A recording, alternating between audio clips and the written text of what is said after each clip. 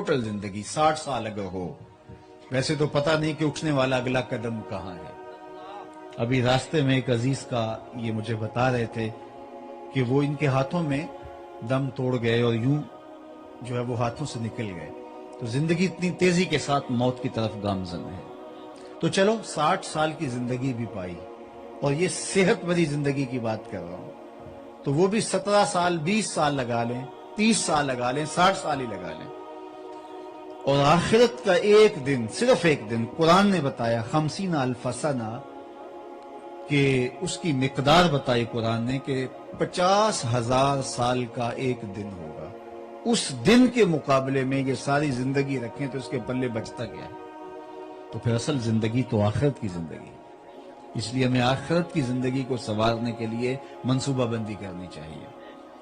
خندق کھودتے صحابہ پر جب پیار آیا تو برجستہ یہی کہا، اللہم ان العیش عیش الآخرہ فاغفر للانصار والمہاجرہ، اللہ زندگی تو آخرت کی زندگی ہے، میرے انصار کو بھی بخش دے، میرے مہاجروں کو بھی بخش دے۔ تو اصل زندگی آخرت کی زندگی ہے، جس کے لیے ہمیں تردد، محنت، کوشش کرنی چاہیے۔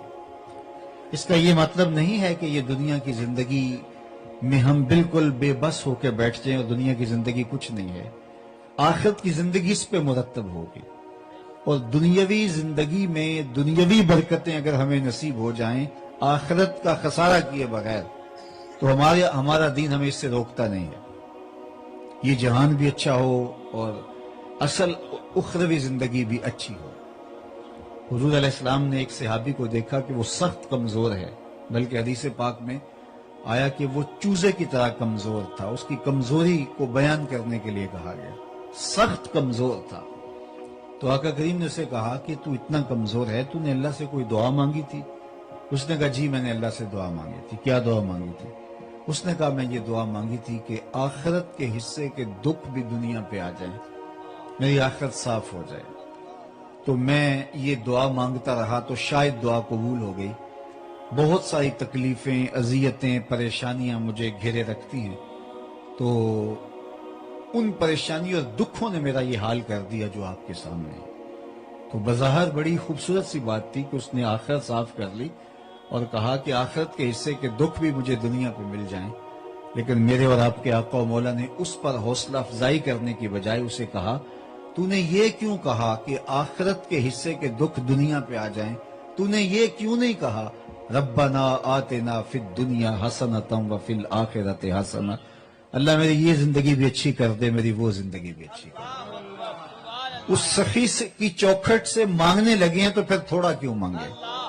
دنیا بھی مانگیں، دین بھی مانگیں، آخرت بھی مانگیں، اس کے حضور سے طلب کریں، تو یہ زندگی کی دنیا بھی اچھی ہو، اللہ آسودگیاں دے، برکتیں دے، بہاریں دے، صحت بخشے، عزتوں سے نوازے، مالی آسودگیاں ہو، اللہ تعالیٰ آسانیاں پیدا کرے، مانگنا چاہیے، لیکن آخرت کی قیمت پر نہیں۔ آخرت کو داؤ پر لگانے کے بدلے میں یہ دنیا اگر سواری جائے تو اس سے بڑی حماقت اور کوئی نہیں ہوتی، کیونکہ اصل ہماری زندگی آخرت کی ہے۔ یہ ایک 4 دن کی زندگی ہے، جب قیامت کے دن بندے سے پوچھا جائے گا کہ دنیا میں کتنا وقت گزار کے آیا، تو وہ کہے گا دن یا دن کا کچھ حصہ گزار کے آیا ہوں، یومن او بعد یوم، یا دن پورا گزارا ہے یا دن کا کچھ حصہ گزارا، کیونکہ اس کو 50,000 سال کے اس دن میں یہ 60 سال کی، 70 سال کی، 80 سال کی، 100 سال کی زندگی ایک دن کے برابر محسوس ہوگی۔ اللہ اکبر، تو کہے گا یومن او بعد یوم، یا ایک دن گزارا ہے یا دن کا ایک حصہ گزارا ہے، یا ایسا مکان تھا جس کے 2 دروازے تھے، ایک سے داخل ہوا دوسرے سے باہر نکل گیا، بس اتنا وقت ہی میرا دنیا پہ رہا ہے۔ اسے کہا جائے گا تو 100 سال گزار کے آیا، تو 50 سال گزار کے آیا، تو 60 سال گزار کے آیا، لیکن جب 50,000 سال کا ایک دن ہوگا تو وہاں یہ دنیا کے پلے کیا بچے گا، یہ دنیا کی حیثیت کیا رہے گی؟ تو پھر دانا وہ ہے جو اپنی آخرت کو سنبھالتا ہے، لیکن عمومی ہمارا رویہ کیا ہے کہ الدنیا حلم، دنیا میٹھا خواب ہے، اس لیے آخرت کو ہم فراموش کر لیتے ہیں۔ آنکھ بند ہوتی ہے تو پھر آنکھ کھلتی ہے۔ اللہ نے قرآن مجید میں اس رویے کو بیان فرمایا سورۃ الاعلی میں، बल तुसिरून अल हयात दुनिया वल आखिरत खैरुम व अबका। तुम जीती दुनिया के पीछे भागते हो, तुम्हारी दौड़, तुम्हारा तरद्दुद, तुम्हारी मेहनत इस दुनिया को हासिल करने के लिए। वल आखिरत खैरुम व अबका, हालांकि आखिरत बेहतर भी है और आखिरत दायमी भी है। दायमी का आपने कुरान मजीद के हवाले से सुना, मिकदार हु 50,000 साल, कि एक दिन 50,000 साल का। अब वो बेहतर कैसे है? तो सही बुखारी और दूसरी कुतुब हदीस में हुजूर अलैहिस्सलातु वस्सलाम के फरामीन पढ़िए कि दुनिया और आखिरत का मुआजना हुजूर ने किया। जरा गौर कीजिए, मैं लंबा खिताब करने की आदत नहीं रखता, लेकिन जितनी देर तक मैं आपसे मुखातब रहूं तो अगर आप तवज्जो रखेंगे तो आपको बहुत कुछ इंशाअल्लाह हासिल होगा और ये चीजें हमारी जिंदगी में काम आने वाली हैं।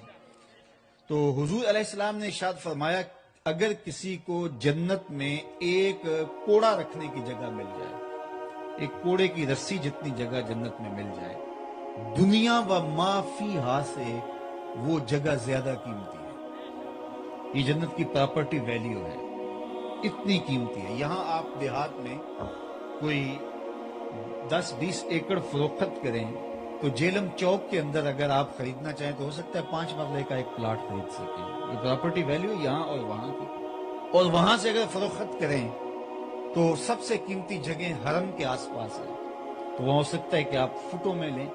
जगह जगह की प्रॉपर्टी वैल्यू होती है। ये जो ये काम करते हैं इन्हें ज्यादा पता होता है, लेकिन जन्नत की प्रॉपर्टी वैल्यू अल्लाह के रसूल ने बयान फरमाई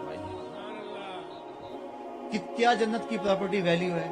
यहां तो कहा जाता है ना कि वो हम देहातों में पूछे तो वो कहते इतने का एकड़, लेकिन टाउन में चले जाएं तो वो कहते हैं कि जो है वो इतने का प्लॉट 5 मरले का कनाल का। और आप चले जाएं किसी कमर्शियल एरिया में तो वो कहते हैं कि इतने का इतने फुट।